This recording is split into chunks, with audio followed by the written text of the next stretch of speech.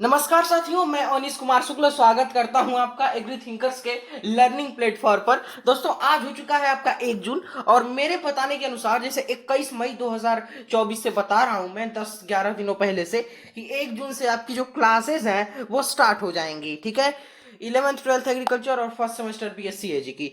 तो हमने 11th agriculture का एग्रोनॉमी यानी सस्य विज्ञान का एक लेक्चर अपलोड किया कर दिया है, जो है गेहूं की खेती यानी व्हीट कल्टीवेशन। अब उसी क्रम में हम देखेंगे जो 12th एग्रोनॉमी, जिसको सस्य विज्ञान भाग 2 बोलते हैं, कक्षा 12 कृषि में पढ़ाई जाती है, उसका पहला जो चैप्टर है, पहला टॉपिक है सिंचाई तथा जल निकास। उसके बारे में हम देखने वाले हैं। तो चलिए इसको हम डिस्कस करते हैं। ये देखिए मेरे नोट्स हैं। अब इसमें हैंड राइटिंग का थोड़ा इशू है क्योंकि पहले मेरी हैंड राइटिंग ऐसी ही हुआ करती थी। अब चलिए यहाँ पर देखते हैं। देखिए क्या होता है, फसलों के सफल उत्पादन हेतु, बहुत ही अच्छी परिभाषा, इससे अच्छी परिभाषा नहीं हो सकती सिंचाई की।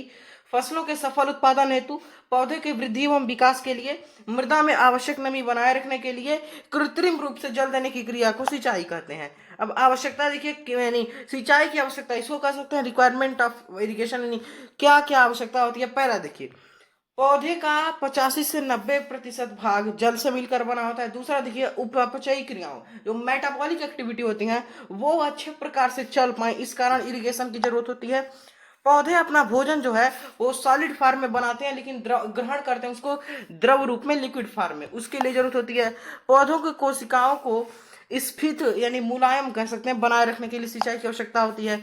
पौधों को लू से बचाने के लिए सिंचाई की आवश्यकता होती है। जैसे अभी आपको पता ही है कि गर्मी का मौसम चल रहा है, तापमान जो है वो 45 प्लस रहा है, 45+ डिग्री सेल्सियस। तो हीट वेव यानी लू चल रही है, जिसको ग्रीष्म बोलते हैं, तो उससे बचाने के लिए सिंचाई की आवश्यकता होती है। पौधों को पाले से बचाने के लिए, ये भी आपको पता चल रहा होगा, पलेवा करने के लिए सिंचाई की आवश्यकता होती है। फसलों की समस्या समय से बुआई करने के लिए सिंचाई की आवश्यकता होती है। वाष्पोत्सर्जन जो ट्रांसपिरेशन होती है, उसकी क्रिया अच्छी प्रकार से संपन्न हो पाए, इसलिए सिंचाई की जरूरत होती है। फिर पौधों पर लाभदायक प्रभाव डालने के लिए सिंचाई की आवश्यकता होती है। मृदा जल के सुचारू, देखिए अब यहाँ पे देखिए इंपॉर्टेंट ये टॉपिक है यहाँ पर पॉइंट, जो सॉइल वाटर है, मृदा जल है, वो 4 स्टेज में पाया जाता है। पहला है गुरुत्वीय जल यानी ग्रेविटेशनल वाटर। दूसरा है केशिका जल, ये सबसे ज्यादा यही इंपॉर्टेंट है, यही आपसे पूछा जाता है, यानी कैपिलरी वाटर। तीसरा है आर्द्रताग्राही जल, इसको बोलते हैं हाइग्रोस्कोपिक वाटर। और चौथा है वाटर ऑफ क्रिस्टलाइजेशन यानी रबों का पानी।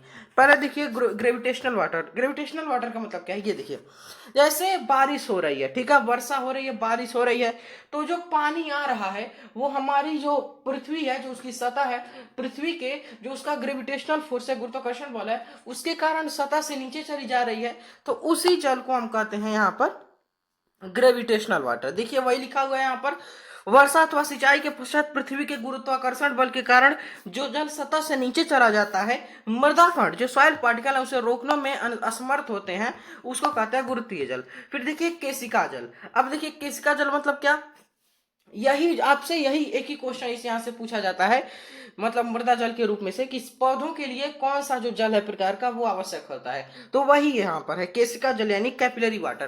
क्षेत्र धारिता और आर्द्रता गुणांक के मध्य पाए जाने वाले जल को केशिका जल कहते हैं। आगे देखिए आर्द्रता ग्राही जल, इसको बोलते हैं हाइग्रोस्कोपिक वाटर, HW। ठीक है, इसमें देखिए जैसे हमारी मिट्टी है उसमें जो मॉइस्चर है वो काफी कम हो जाता है, नमी की काफी कमी हो जाती है, फिर भी जो उसके ओपन पोर्स हैं, ओपन पार्टिकल्स हैं, उसमें एक बहुत ही बारीक एकदम महीन सी जल की परत लगी रहती है, उसी को कहते हैं आर्द्रताग्राही जल। वही यहाँ पर लिखा हुआ है, मिट्टी में अत्यधिक नमी की कमी हो कमी हो जाने पर भी कणों के खुले हुए पृष्ठ पर एक अत्यंत बारीक जल की परत लगी रहती है, इसको कहते हैं आर्द्रताग्राही जल। देखिए रबों का पानी, ये मिनरल्स में पाए जाते हैं और ये पौधों के उपयोग में नहीं आते हैं। ठीक है, फसलों की जल मांग, वाटर रिक्वायरमेंट ऑफ क्रॉप्स। देखिए पौधों के अंकुरण से लेकर उसके परिपक्व होने तक जितनी मात्रा में जल की आवश्यकता होती है उसको पौधे की जल मांग कहते हैं।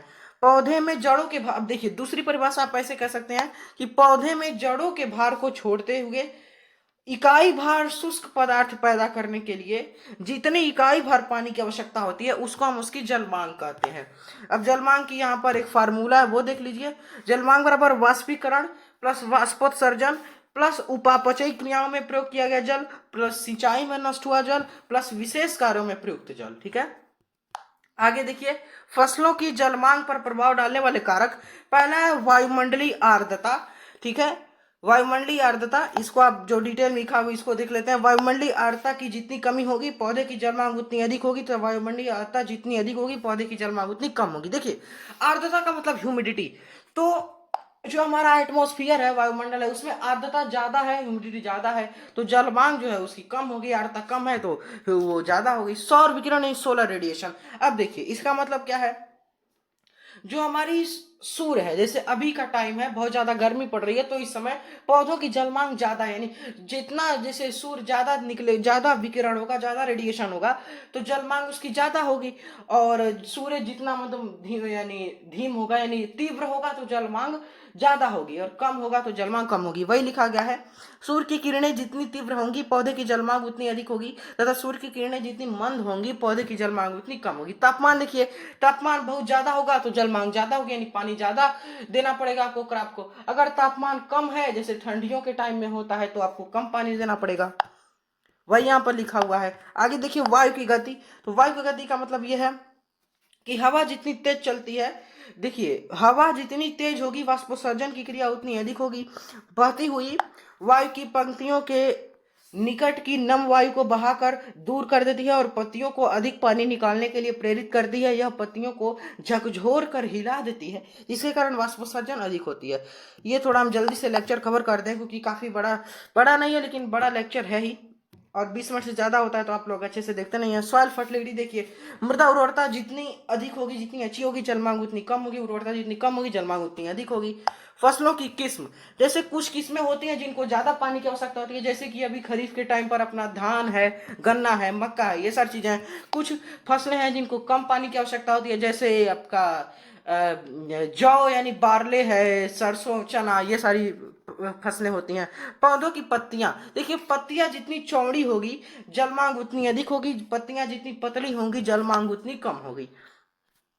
पौधों की जड़ों का भूमि में फैलाव, यदि जड़ों का फैलाव कम होता है तो जल मांग अधिक होती है, तथा यदि जड़ों का फैलाव अधिक होता है तो जल मांग कम होती है। जैसे दलहनी फसलें, लेगुमिनस क्रॉप्स, निकाई गुड़ाई। ठीक है, इसमें यदि अधिक, देखिए यदि यह अधिक तथा भली प्रकार से की जाए, क्या, निकाई गुड़ाई अधिक और भली प्रकार से की जाए तो जल मांग कम होगी, यानी कम जल की आवश्यकता होगी।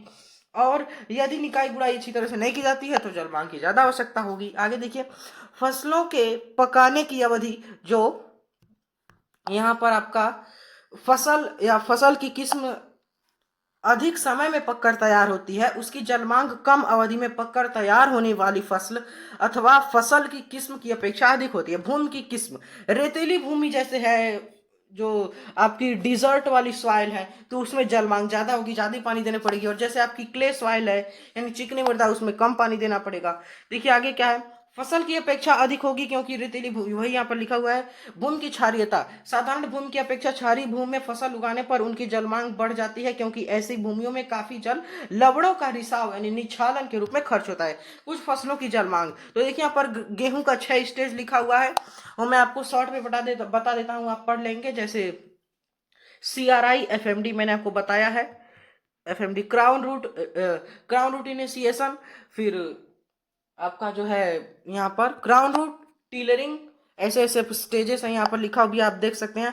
Crown root, tillering, late jointing, flowering, dough stage, milking, ये 6 स्टेजेस होती हैं। फिर देसी गेहूं का लिखा हुआ है, धान का लिखा हुआ है, मक्का का यहाँ पर लिखा हुआ है, तो सभी आप पढ़ लेंगे।